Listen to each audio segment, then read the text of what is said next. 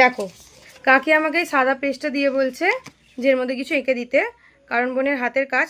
তো চলো তোমাদেরকে দেখাই। যখন আমি স্কুলে পড়তাম তখন 9-10 থেকে ছিল প্রজেক্ট। তো প্রজেক্টের মধ্যে এঁকে নিয়ে গেলেও এক্সট্রা মার্কস থাকতো। স্যাররা বলতো, ম্যামরা বলতো ভালো করে গুছিয়ে নিয়ে আসবে যাতে তোরা এই এক্সট্রা মার্কস পাস। তখন আমরা এক্সট্রা মার্কসের জন্য বেশ সামনে ভালো করে এঁকে নিয়ে যেতাম। আমাদের ছিল প্র্যাকটিক্যাল খাতা, কম্পিউটার প্র্যাকটিক্যাল খাতার মধ্যে ভালো করে সামনে আমরা পেন্সিল দিয়ে লিখে তার মধ্যে স্কেচ পেন দিয়ে ড্র করে নিয়ে যেতাম স্কুলে। তো দেখতে পেজটা খুব ভালো লাগে। তারপর তো ভেতরে পেজ ছিল, ওর মধ্যেও লেখালেখি করতে হতো।